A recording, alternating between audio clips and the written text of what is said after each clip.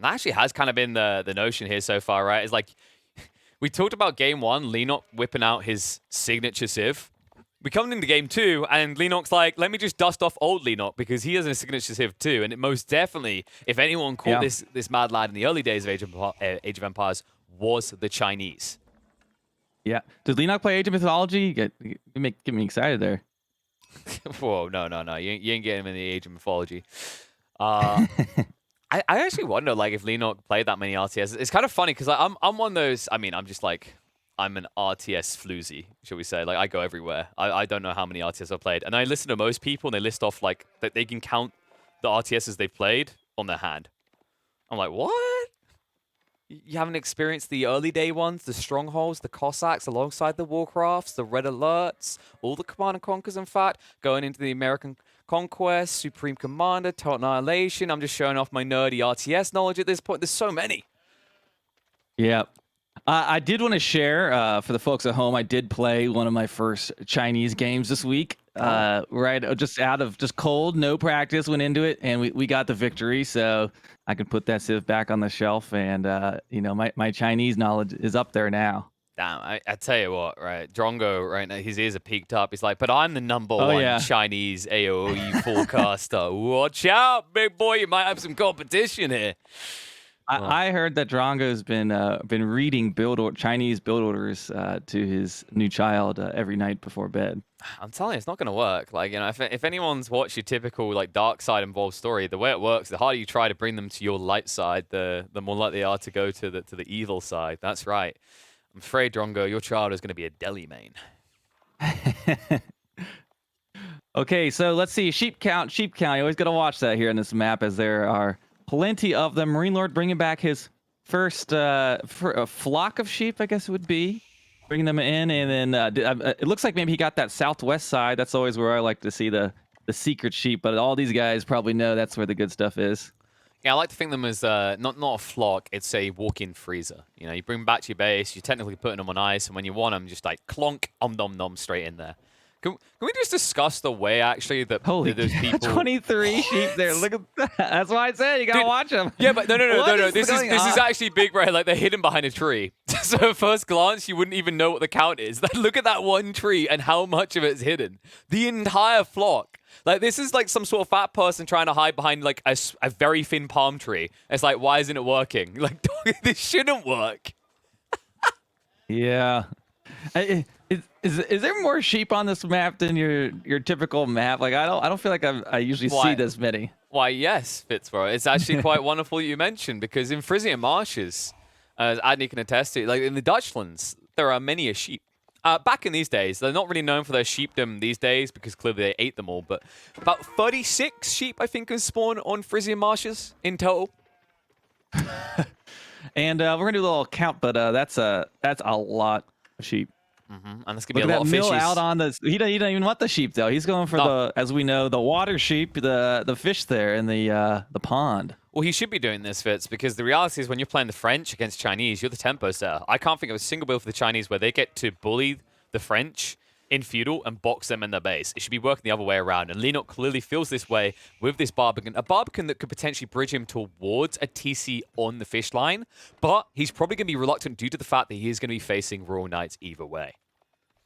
I feel like the prediction for this game should have been, will the Barbican be in the face of MarineLorD? And for the folks at home hoping to see some Barbican cheese, you're not going to see it here. Leenock playing the traditional Chinese defensive landmark as it's supposed to be. If you click on that bad boy, that's what it says. It's a defensive landmark, and this is he gets style points here. Well, I'll make sure some are awarded for this defensive placement. Maybe that's we need a point system for towers. If you put them out in the enemy's base, it's a -1. If it's defensive, on your half, it's a maybe that's how you could that's a control the towers. Age of Towers. Control the towers. Oh gosh. You'll have a certain amount of points for the tournament. If you use too many of them, you're disqualified. Bada bing, bada boom. But I think you're overthinking this, Fitz. Like, if you look at that Barbican, it's quite simple. It's a barbecue. Well, if you want a good barbecue, you put it where most of the meat is. And as we already know, the Chinese got the lion's share of the sheep. I shouldn't mention lions around sheep. That's quite scary for them. But there's a lot more sheep in the Chinese base, so makes sense. So you want to have the barbecue back there. And we can see that wheelbarrow coming in. So he built that Even though he has plenty of sheep there, I mean, that's part of why I think he put on that pawn, just to get that wheelbarrow started. And if he wants to make that transition out there later on, he can. And we do see it looks like it's going to be a 2 TC French here. We see plenty of stone being gathered. And of course, we know China usually going for that dynasty, so they have that villager production bonus. So, but there's also the French who produce villagers faster than your typical Civ, especially over the ages. So I'm kind of thinking that's what MarineLorD's going for here. Yeah, I wouldn't be surprised if MarineLorD's just going to drop a second TC on that fishing pond and have a good time. But you can already see the stone is being farmed up pretty damn fast. And it's just a double whammy, right? Like, you read the dynamics of this matchup, you know you're not going to be pressured. So what do? You build a few knights, you apply the pressure, and behind that, you go loose on your economy. He's already fishing. He's going to follow up with a TC drop there, and there's no threat to him before, say, 20 minutes in this game, because what's the Chinese going to do? Build spears and rush my base? Mm-hmm. Yeah. Good luck with that. Look at this knight's just camping the stone. He's good. He's watching, seeing what's going on, and he's just going to, I think, just sit there for now and just keep him off the stone. And the worst part is Leenock could be supervising these first spearmen out, but instead, he's supervising an AFK mining camp. There we go. You shame him and he'll fix it. There we go. That's better. Although, admittedly, he already completed the spear. He tanked that first spear hit with his scout there, and the knight, I love that. He ain't afraid of no spear, but takes plenty of damage. The second spear comes out, he'll need to gather, but not before slaughtering a villager, disintegrating into the stone mine. Okay, now here's another problem. Leenock is now not supervising the mining camp, which he's getting ready, and he's about to drop some stone off into. So we seem to be going back and forth in the whoopsie-daisy phase here. Knight is seemingly still alive, somehow, on 2 HP. Oh, he's going to go camp that out in the woods, and he got 2 villagers with that and drew some idle time. Well, he got more than that, though, right? Like, so he got the idle time of the Imperial official, who's still standing there looking the wrong way. Yeah. Yep, and there we go. We got that second TC for the French coming down on top of not only the pawn, but the deer. I feel like every time I call him out on he reacts, right? Like, you say settle down, but like, this is one of the tough parts with the Chinese. I think it's why I'm not going to say they're like an S tier Civ, that they're not right now. But the problem of like finding the point at which they're well balanced is like there's only a few players that are so mastered on them they keep ahead of the micro at all times, and I'd consider Leenock one of them. But you can see how even he can be forced into these small errors. It seems nitpicky, but you know you've got several villagers working there. That's an extra 20% drop off you're missing out on. That delays your TC timing in a situation where your opponent is also TC booming up. It's just going to escalate the lead for the French. Yep, and we see an archery range in addition to, it looks like a second stable there, you know, counting that first landmark. And the knights are heading on out, so going to be some more pressure coming in from MarineLorD as Leenock appears just to be turtling up. And as you mentioned, the Imperial official and the microing of it, I mean, I would absolutely agree. Part of the reason I haven't played the Civ a ton is because I played it early on and was like, I don't want to mess around with this buggy Imperial official. Like, he's always wandering around doing the wrong thing. He's always supervising. And it's like, I can't babysit you, Imperial official. I just need to, you know, age empires here. You reveal your true hand there, Fitz. You're like, oh, I am humble Abbasid player. I've mismicroed 5 of my villages. No problem. Only 25 food each, and I've still got 5 TCs remaining. Exactly. Yep. I get you. You know what? I'm wondering if Leenock's going to get got here. The thing about the barbecue, the thing about these TCs, they are quite good against the knights because the hand cannons shoot for 25 damage each. Most of that damage is not going to be negated by the knights. The reason this is important is most civs use the arrows, and the arrows are, I think, 6 to 8 damage depending on your upgrades. It's pretty irrelevant considering that French knight is able to buff off 3 damage per shot. Yep, I'm very jealous. Oh, yeah? You wish you had the little hand cannons. Maybe you should become a Chinese main. Always. You know? Maybe it's time. Is he Chinese main? I already told you. I got my win. I'm good. I got it. Are you taking notes right now? Like, you know, Leenock, he's great at the Chinese, but you already noticed the 1 or 2 small mistakes. You could do better than Leenock. Okay, we're maybe stretching it here. You can try to do better. Knights come around the backside looking to get a raid on the berry bushes, but spears are ready, and it doesn't look like he's going to get anything there. Yeah, and he couldn't even lead the scout like he did last time. Just to go back to that, I think it's a cool thing you mentioned, because I was actually talking about it yesterday that I want to see more players tanking the scout first. It shows you the value you can get, because that brace, that there's multifaceted issues with hitting the scout first. Yes, you're going to root him and probably kill him, but keep in mind that the way the brace works is you brace, and a knight or whatever cavalry unit hits you, you're both technically stunned.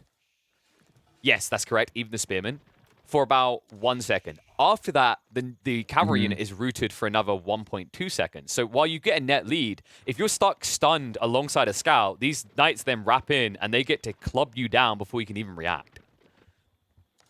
Yep, and just looking at the macro right now, we see Leenock throwing down. It looks like an additional barracks with those two archery ranges he has. So he's just going to have a nice little defense force, and he's got his town centers side by side working together. So continuing his villager boom, but MarineLorD has more map control as of right now. I guess a little bit of map control. He's got his town center out there in the middle and going to be taking advantage of those fish early on here. Wait, did you say Leenock has more? Oh, I might have said the wrong one. I just want to check that one. I was like, I'm going to have to elaborate on this one, Masterful Chinese. Like, yeah, I get what you mean, though. MarineLorD clearly has dominance, as he should with the French. And you can just see it. Even with the Knights not here, it's the fact that he has the carte blanche to go wherever he chooses. That's right. I've been working on my French words. I'm coming up with new ones. Lots more Knights coming on in. He is really hungry to pick up some villagers, but Leenock has a great defense there on the berries. And we know he has, 1,000 sheep. He can sit there for a while gathering. He doesn't need fish. No, it's awkward actually for Leenock. Like in some ways you can not compare fully, but you can get close to, because the 20% supervised means that you're up at the gathering rate of a boar and sheep. But MarineLorD exceeds that, and as a result will exceed you in the tech. He's already ahead in the village department. And although that's going to change soon because you have Song Dynasty, the difference maker is going to be the fact that when MarineLorD reaches up with these pristine Royal Knights, it's not going to be a one-trick pony anymore. That's when we'll likely see the switch into Arbalitriers. Arbalitriers that, funnily enough, aren't a bad answer to Chuge Nu because they can just drop their Pavisas and offset basically all your damage. Yep, absolutely. And we do see those villages being built there in base and gathering some stone there as...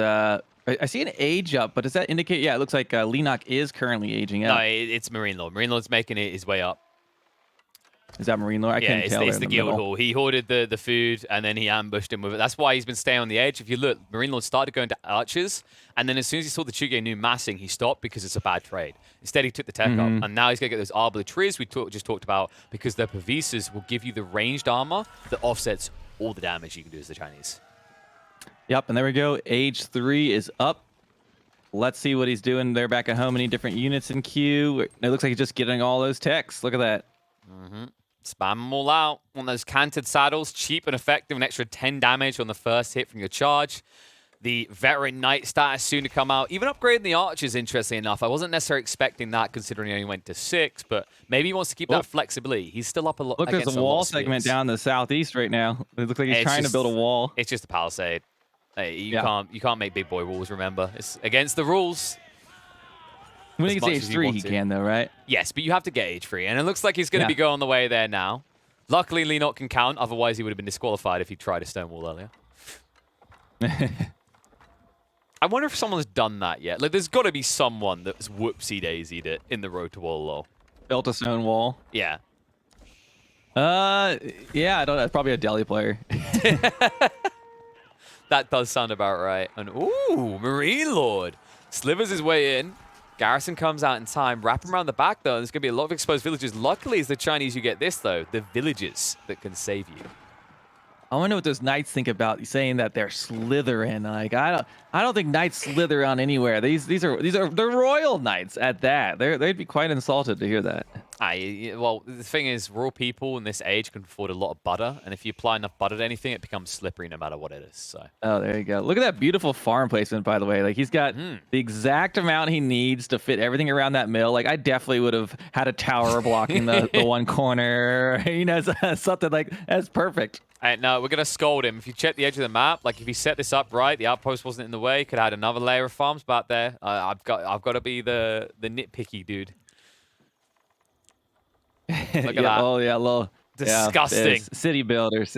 And there we go. That granary is up. He is planting those seeds and going to be doing plenty more farming. No fish for him yet. And here we go. Another night raid coming on. And you see the chivalry, those little green pluses, they are healing up.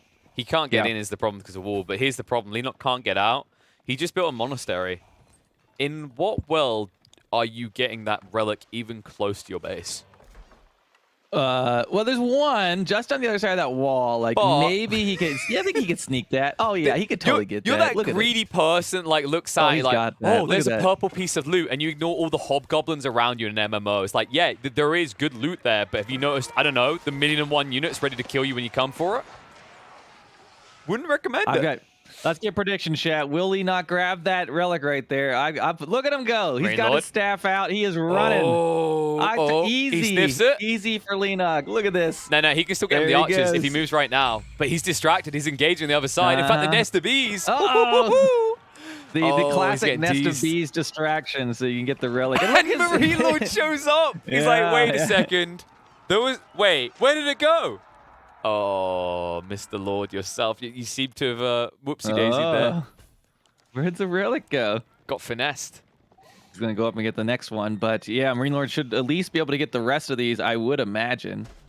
We have a siege workshop there in the middle. Perhaps a trebuchet coming out soon, or will it be a springald to counter that nest of bees? I think MarineLorD just wants to play long-term, so probably just springald, keep his opponent boxed in. Yeah, it sounds dangerous, like, well, long-term? You're talking Imperial Age Pigeon against the Chinese? Are you insane? No, think about it this way. Chinese very good Imperial, but very bad without resources. And if you want to look at they need some gold or something here, and it's not a whole lot.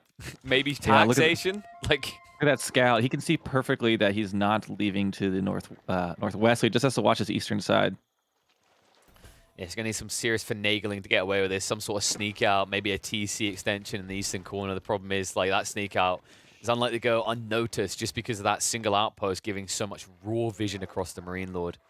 And all the wolves working for Leenock aren't going to be enough to really turn things around. Love the ball play as well, just optimizing. Look at the food right now. MarineLorD is overboomed, actually up at over 3,000 food.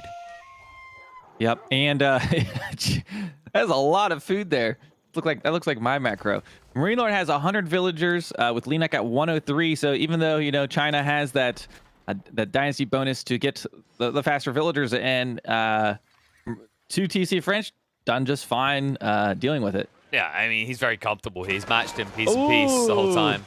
It's just a small group of archers. He doesn't care about this right now. Look at the Knight mass building behind this and the fact that he's going to tech up. Once he techs up, Leenock has 2 minutes to get something done, because otherwise we're talking raw bloodlines. We're talking all the juiced up stats for the elite stats on both archers and knights. And that's before I even start talking about the possibility for bombards, because the Chinese will have no counter to them either.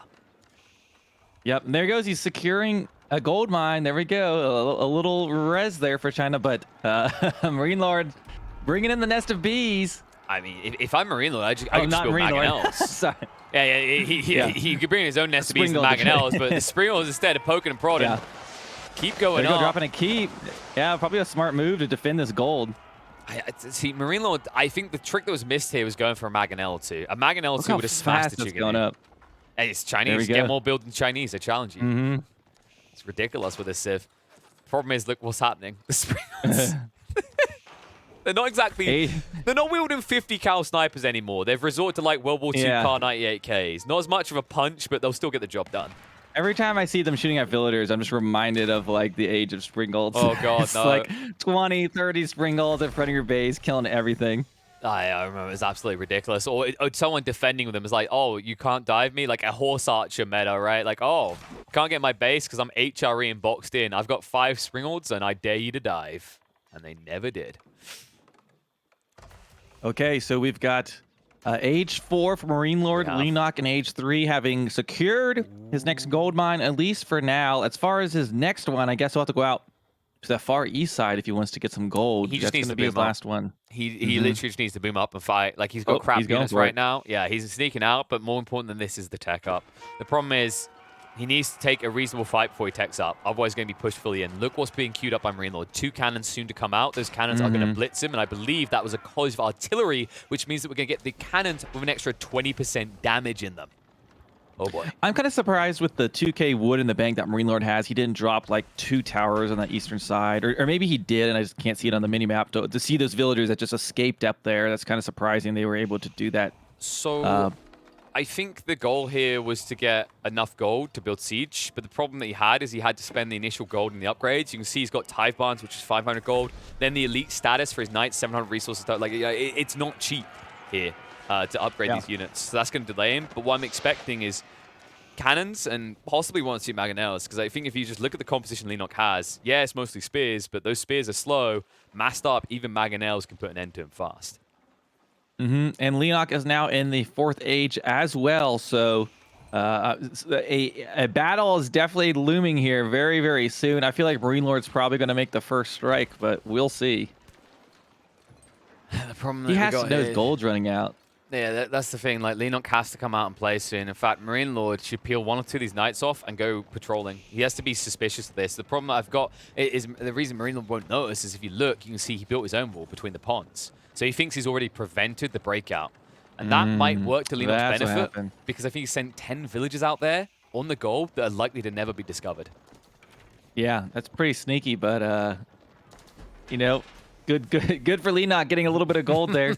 And now we've got an age 4, you know, China situation. I don't usually like to be playing against a civilization age 4. I don't know about you guys, but look at those dead bodies there. What? I guess they're just left from the previous battle. Wait, what ones? Was it there were a few under the keep for a while. Oh, okay. I wonder if he deleted something. That's what I'm wondering if he's doing, because he's kind of I think he's overboomed. I think he deleted some spears. That's exactly what it is. He's still at 47 though, because he needs some normie front lines. The problem is now that you're massing on the edge of a stealth forest. Stealth forest you have limited vision into, and over the other side of that vision, MarineLorD's already set up a keep in there now, a keep with a proxy base, which means he can reinforce after he trades evenly here, just as fast as Leenock on the defense. Very quickly taking out those towers, only losing a few spearmen to those archers. And is that knight in his wood line on the south side? It looks like it. I'm trying to see there is 2 or 3 knights in there right now. Oh, big battle though in the front. Yep, and the scout as well. And the villager pull back Leenock. He has got surplus wood, but that's a lot of idle economy right now. Yep, and you got to deal with that. Where's his spearmen? They got to be running in. Yeah, there they are. The Spears. The villager's like, no, don't worry, Spears. We handled the problem. Go back to the front line. We'll defend our own homes. Although the raid's coming in on the front too. He's just going to start picking them apart, because MarineLorD, like, he's basically pop capped, right? So he can afford to throw a few knights away. Keep in mind, he's got all the central resource deposits as well, so he's never running out of gold. And yep, as you just said, he knows. I wonder if he's seen that gold mine yet, or if he just like was walking over there to be like, let's watch this thing. He's about to find out. Well, here's a thing to think about. I highlight that MarineLorD is unlikely to look over here. Leenock is unlikely to look over here either. He might not notice a single building being clonked up there. And if MarineLorD just upgrades that with a cannon emplacement, he can instantly kill all those villagers before there's a reaction. Oh, he's pulling them to get the tower right now. Okay, there we go. Shiv's out. The problem is the tower's complete. There we go. And MarineLorD's like, no, I'm just going to build a mill. Nothing happened here. I'm telling you, he did not know that he was there getting gold. He was like just trying to get line of sight, and then it's like, hey-o, here comes the party. Yep, now he's sending the brigade in, and Leenock, your best hopes to split up and go in several different directions, my friend, because you can't pull troops to defend this. Looks like their engagement at the front of the base too. Spearman on the knights. We got Nest of Bees firing at something up there, a tower it looks like. And now we are going to get the Culverins coming out from MarineLorD. Culverins are going to be super effective here. Raw Culverins, in fact, even more damage on them. Pull back in the meantime towards the keep, so eventually Leenock's going to have to slow down here because he can't easily breach through these stat defenses. Not when he's fighting up against Culverins, but now he's going to dive on the north side. Cost him a lot of spears though. Just keep an eye on those spear numbers. They're going down fast. He was up at 40 plus before. But he's pushed out. He's got himself a little bit of ground here so far, and he's right outside the base. We're kind of in the no man's land that they have built already, and we see some spearmen going up north for some raiding, and you can't just easily send knights to go hit those without taking a little bit of damage. This is dangerous to even try. This keep is maybe a little bit too aggressive. I'm worried he's going to lose his siege, but he's pulled the villagers to repair them if they came in, so he's just running back. Yeah, he knows not to. I like these posturing, but keep in mind he has limited vision on the edge of the stealth forest where a single bombard could be sitting to insta-snipe that keep. So I don't know if Leenock wants to be that aggressive with the keep, and it looks like he has cancelled it. That's a good call. Go more aggressive, play towards resources. Now he wants a keep drop on the stone outcroppings, so he can afford a flurry of keeps towards MarineLorD's base. As someone in chat pointed out, and I think I was in the same boat, the sacred site timer has been ticking down. He's up to 4 minutes, which is maybe we're seeing, this amount of aggression out of Leenock at the moment. But he's got enough time with the build speed of the Chinese to go off the stone and come back. He's also setting up the golden north side because if this army gets wiped, he needs a replacement and needs it fast. As you highlight, MarineLorD with the clock ticking down, 3.5 minutes away from a victory. He can afford to just keep throwing troops at the problem. Leenock, however, has to play these choke points, otherwise he gets wrapped on by the Knights.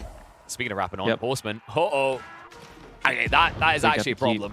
Like, the keep is there, but there's not enough room for the villagers, and Leenock can't afford the idle time on his gold line. Look at his gold. 445, but he did at least get a keep on that gold. It looks like he just have Knights up there. I'm not sure if there'll be enough to take out that keep without some siege.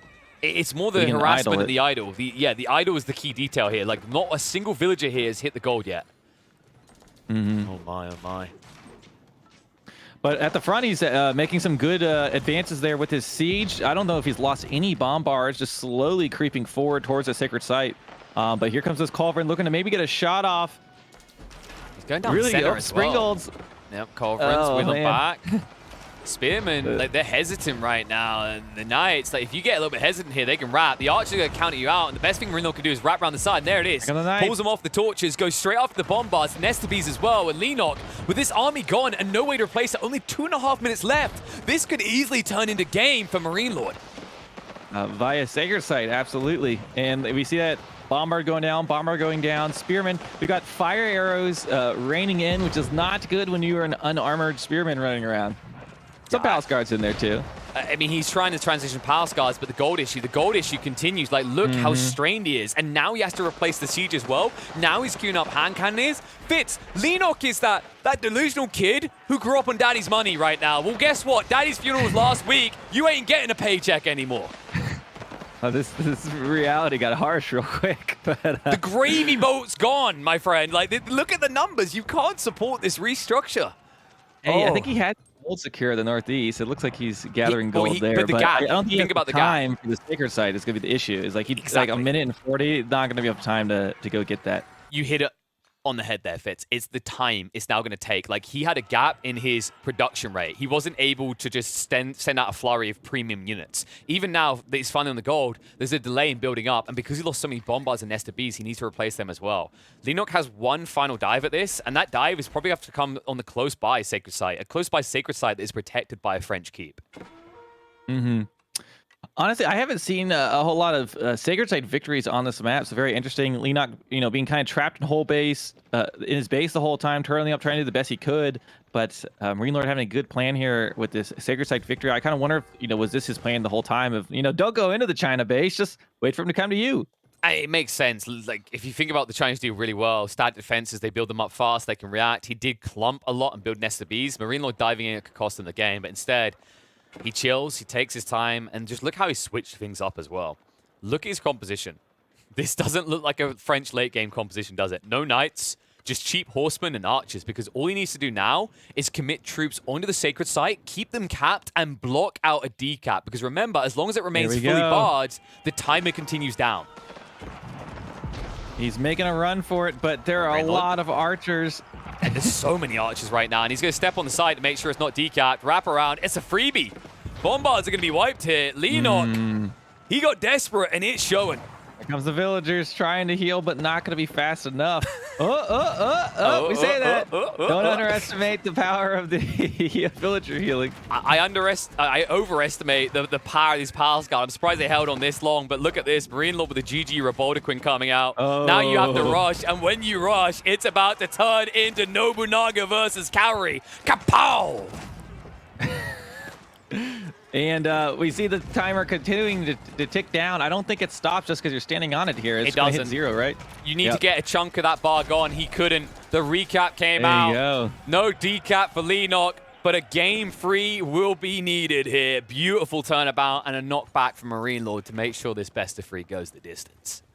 A sacred site victory, a good way to coax your Chinese opponents into coming out of their base, and it seems like it worked quite well with addition to keeping him pinned down in his base without gold for, well, he had the gold while he was pinned down, but he wasn't able to expand really there in the late game. And you can see, look at that villager count. You think China booms up all those villagers, but look at French doing a great job. A complete steady graph. I don't think he missed a Did he lose any villagers? Looks like maybe at the end he lost a tower builder. well, remember, he had that one villager that went and built outposts on his opponent's gold line. That was it. That was it. It's like, it's the only one that I can think of that died. I mean, this was flawless from MarineLorD. He played the map. That's the most important thing. Keep in mind these new maps, the design that are introduced, they're meant to bring a new layer of strategy that doesn't already exist in the default map pool. And something I love about a lot of the ones that we get submitted here, it's definitely a big eyeballing point for me, is when I'm looking at these maps and I'm like saying whether I think this should be one of the ones we stick in. And I'm only one of the many votes, but I'm a small humble pigeon. I contribute what I can. I'm looking for something that says you have to play the map. I'm looking for something that says, Yeah. You can't go have a toilet break, right? Squat for a number 2, come back in like a mid-casting Aussie Drongo and be like, oh, guys, don't worry. It's absolutely, no, you need to be there start to finish.